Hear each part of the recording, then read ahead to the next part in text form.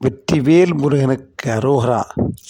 எல்லாம் வல்ல கலியுகத்தினுடைய கண்கண்ட தெய்வமாக நம்மை எல்லாம் எப்பொழுதும் காத்து ரட்சித்து கொண்டிருக்கக்கூடிய செந்தூர் மாநகரில் அமர்ந்து நமக்கெல்லாம் காட்சி தந்து கொண்டிருக்கக்கூடிய செந்திலாண்டவனுடைய தனிப்பெரும் கருணை கொண்டு இன்று சனிக்கிழமை 27/6/2026 அன்று காலை மிக சிறப்பாக வருஷாபிஷேகம் திருச்செந்தூரில் நடைபெற்றது.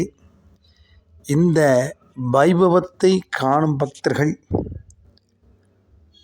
கும்பாபிஷேகத்தினுடைய அந்த வைபவத்தை பார்த்த பெருமை அனைவருக்கும் கிடைக்கும். கைலை மலை அணைய செந்திற்பதி வாழ்வே கரிமகவன கிளைய கந்த பெருமாளே என்று அருணகிரிநாத பெருமான் திருச்செந்தூரை கைலாய மலைக்கு இணையாக திருச்செந்தூர் திருப்புகழில் சொல்லியிருக்கின்றார். திருச்செந்தூரானது கடலுக்கு கீழே இருக்கக்கூடிய மிக பிரம்மாண்டமான ஒரு கோவில்.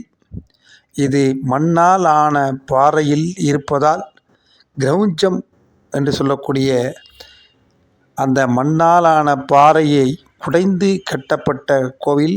சுமார் 2000 வருடங்களுக்கு முன்னால் இருந்தே இருக்கக்கூடிய இந்த கோவில் அறுபடை வீடுகளில் 2வது படை வீடாக இருக்கக்கூடிய இந்த செந்திலம்பதியில் செந்திலாண்டவனை மனமுருகி யாரெல்லாம் வழிபடுகின்றார்களோ அவர்களுக்கு அருணகிரிநாத பெருமான் சொல்வது போல சகல செல்வ யோகமிக்க பெருவாழ்வு கிடைக்கும் என்பதுதான் திண்ணம்.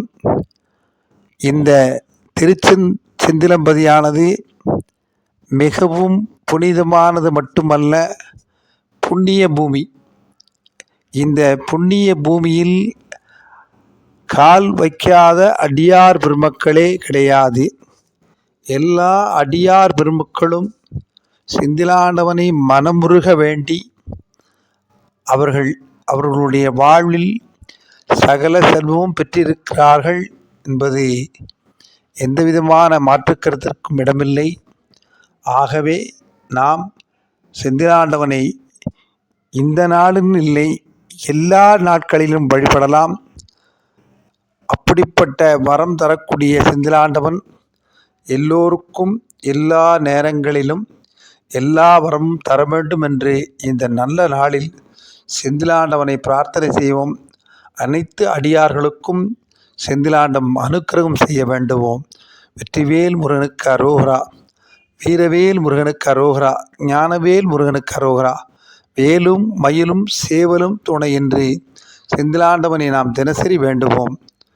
செந்திலாண்டவன் நமக்கு எல்லா வரங்களும் நலன்களும் தர வேண்டும் என்று அவன் பாதகமலத்தை வேண்டுவோம். வெற்றிவேல் முருகனுக்கு அரோகரா.